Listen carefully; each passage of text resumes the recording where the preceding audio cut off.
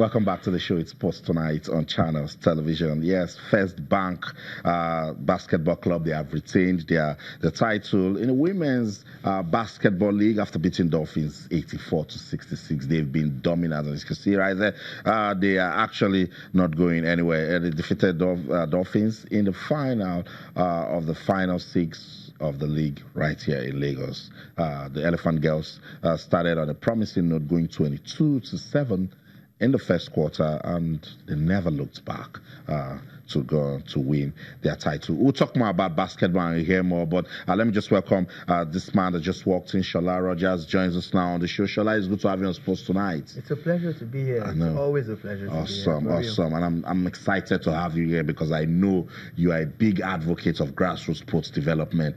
We're coming out with the Channels Track and Field Classics. It's a long time coming. I'm wondering why Channels is just doing it now. We heard about this a couple of years ago, and I thought it was going to hit the ground same time with the Channel Skates Cup. Maybe I'm talking too much because I have some inside info. But the beauty of it is that it is happening. Yeah. And if every corporate body in this country, not every, if we have 10% of the corporates doing what Channels is doing with sports, it will change the face of the Nigerian economy, security, health, and you can think I'm exaggerating, but I can break it down for you. Too many people are living a sedentary life. People are not exercising, they're not moving, they're not living healthy. The kids are not as active as they used to be. That's right. We're building schools without football fields or training pitches or anything anymore. Big worry. You see a school that is built onto the gutter. There's no space for the kids to play. So we're more or less creating children who don't have an active life. So I was here and I saw the video that you guys made of the marathon. Okay. And I said to myself, wow. Awesome. My daughter must run this marathon next year. I will jog behind her and say, move. I know. But now, with the Channels Athletics tournament, what we're just basically saying is that we have been crying for this for years. Yeah. Nigerian sports has been focusing too much on elite sports. I'm not saying it's bad, but the conveyor belt is empty. There you go. So we never get to refill. The elite sport is at the tail end. So when you're talking the Super Eagles, you're talking the open tournaments, the marathons and stuff, it's for elite athletes. But the grassroots that produces is not producing anything because there's no tournament to move them from point 0 to point 10 or 100. Yeah. So when you have a tournament like the Channels Athletics Championship or tournament, you know, what it means is that you will go to the raw talent, the raw talent that nobody will give a chance. And you give them an opportunity to run and say, we can do this. Now, remember that every school, virtually every school in Nigeria has the inter-house sports. Yeah. What happens after the inter-house sports? Nothing. Now, this tournament will allow you bring the best from all those schools, then you bring them here, you know, to the Channels, you know, athletics tournament. Then the best of the best will now come into the system. Yeah. And when they get on the system, they get on the conveyor belt. They go from point 0 to point 100. Awesome. And that's what Nigeria needs. And the benefits are enormous. I tell you, because this revolution will be televised. So nobody will come and tell me when they say, oh, they took one boy from Lagos State that ran 11.50 to go and compete at the National Sports Festival. And then someone will say, but wait a minute, I saw one guy on Channels TV at the Channels Track and Field from some school in Ikorodu that ran a better time. Where's that guy? And what you're doing is, like he said, this platform is going to be televised. Okay, so that means that it's not one tournament that's happening somewhere. We don't know, you know, a few people cover it. This one will be televised. Everybody will see it. The times will be recorded, and history will tell when the time comes. So, and these kids they are very young. They are below the ages of 17. There is room for improvement. Awesome. There's room for improvement as the time goes by. And if someone even does well, you can actually just pick that person and start putting resources into that person. Because at 17, you're almost there. You know this funny thing? You're almost a senior athlete. You know why I'm so excited? And trust me, I'm containing my excitement because I know the old world is watching and they don't want to see someone go crazy on TV. But let me tell you why I'm so excited. Football. Yeah.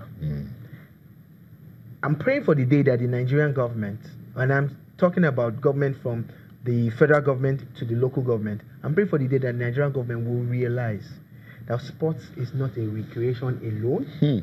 Sports is not only about keeping fit.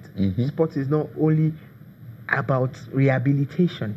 Sports is a business. Serious business. $1 billion business per sports. Let's not talk about Formula One and the billions that go into it. Let's talk about boxing. We have the potential. Let's talk about rugby. Let's talk about tennis. Let's talk about swimming. Let's talk about all of these other sports. Cycling. I do not have a problem with football. Trust me. But I'm saying that now that Channels is focusing on athletics, the world will start to realize. A lot of people don't know. Look, maybe our generation was lucky. He talked about Innocent Egbunike. You know, the Ezenwa brothers were there. Falilat Ogunkoya. I can go on and on. Chidi Imo. I can Sunday go. Sunday Bada of blessed memory. You know, and Mary Onyali, Deji Aliu. I can go on and on and on and on. But this is the problem. They were lucky. There were school sports. And it was thriving then. So when did we go to sleep? We went to sleep in every sphere of our country. It's not only sports, but let's not dig into that. Let's move forward. So now that Channels TV is doing this, I'm throwing a challenge out to every other corporate out there. Be you in the media, in banking, in oil and gas or whatever, adopt a sport today. That's right. You are helping the economy. Every sportsman is employing several people, is feeding several people. You are helping our health sector because people will now keep fit. People will live a healthy life. A sportsman is disciplined. You are helping our security. So sports has the power to change Nigeria. It goes beyond just people kick football around. I like how your life feeling. Yeah. About what you said about the economy. Usain Bolt brings in a lot of money to Jamaican economy. Of course. He signs endorsement that have Jamaican government officials and they are telling you percentage that is coming to the country. One man. He shoots all his commercials in Jamaica. Awesome. Everything. So he brings a lot to that economy. Usain Bolt alone. So we're so excited. Channels Television once again to the rescue. We're bringing the maiden edition of the Channels Track and Field Classics. Date once again November the 11th and the 12th. The venue is at Teslim Balogun Stadium. We'll do it over Sunday and Monday. We'll bring new talents to you. I got emails. In fact, before I came on air, I was getting mails across the country. We want to come, want to be part of it. How about we just use Lagos? You know, for the maiden edition, let's just use Lagos and stand properly. And then we're coming for you guys in Kaduna. We're coming for you guys in other parts of Nigeria. It's all about developing sports at the grassroots. And we're going to the schools and try to make it right. Let's go get some reactions from First Bank after they retained their title in the Women's Basketball League. We'll be right back.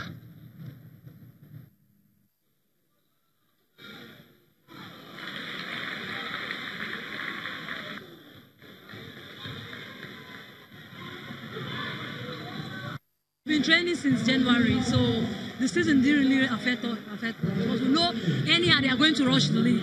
We know they are going to rush down. We've been training since January, so that's what helped us. It was a very good one. Like, I feel so excited. I don't even know how to express my feelings. It wasn't actually a real season for us because we were only training and there was no competition, and you could see that the players were actually much rusty. It was when we now got to Enugu that we now begin to readjust, and when we now got here again, we readjust. Even though the league came in a very short while, but this is a lesson for us that it is not only training, but going to play friendlies or play other championship. So that's it. First Bank still dominant in women's basketball in Nigeria. The players said, look, nothing affected us. We were still training. We won the title and we got it. I also listened to the coach. We love the fact that, as Shola and Ikenna said, sports has the power to empower lives, to transform lives. See what we're doing with the ladies with basketball. And we can actually do that. And that's why we love the Channels Track and Field. It's for boys and girls. Because people have been asking, Channels Kids Cup, you only do it for the boys, then I'm going to have the girls. So it's beautiful seeing these young ladies doing their thing with basketball. They're not a problem. A lot of people say we need to empower the girl child. This is how to empower the girl child. And you mentioned MFM, Shola. Look at the story of MFM basketball team. Got to the semi-finals, and from nowhere, before you know it, we're going to make champions out of them too. Two things. I must commend the sponsors of the Women's Basketball League. They've been consistent for so many years. Yeah. That's it, and I'm happy that they're getting mileage, and I pray that they get more. The second thing is the fact that our women basketball teams have always been top-notch, and we've been producing the talent through the years. But let's talk about MFM basketball. And when we're talking about corporates, the churches are not left out. MFM got into football barely 7 years ago. In the space of 4 or 5 years, they become a national brand when it comes to the Nigerian Premier League. Played in the CAF Champions League. And in a month, barely 6 weeks, a female basketball team from the Mountain of Fire team made it to the semi-finals of the Nigerian League. It's a big story. Yeah. A big shout out to Coach Aderemi, who has been there discovering talent. If at the first time of asking, MFM makes it to the semi-finals, imagine what's going to happen when they do it for a year or two. So it means we need to sustain. We're talking about new talent. Yeah. We're talking about more players. That's what I'm saying. So we sustain the team, make them superstars, empower the girl child, because we've seen talent in them already for them to make it to the semi-finals. That's a church team. They don't just have a football and a basketball. They also have for wrestling. They're also bringing out teams in volleyball. So churches can also do the same in terms of grassroots development. I just want to chip in that the model that Nigeria needs to adopt is a global model, and it's happening all over the world. We keep having football teams, but the rest of the world have sports clubs. You get Barcelona, they have a strong basketball team. Panathinaikos. You're going for Al-Ali. Al-Ali will give you, even in table tennis, they have a table tennis team. And that's what MFM is doing. And that's the model that I think everybody else should key into. Yeah. But you see, the problem is most of our teams, they don't even have feeder teams, not to talk about them going into other sports. Let's not even go far, Shola and Ikenna. Primero de Agosto. Yeah. Until this team made it to the CAF Champions League semi-final, we thought they were just for basketball. Yes. Angola, basketball. But they sat and they looked at the model, and their marketing team for the football team, which is not known for, said they made triple sales on their jerseys when they made it to the semi-finals of the CAF Champions League. And the same model Barcelona operates for their football, Amasia, same thing they operate for the basketball team.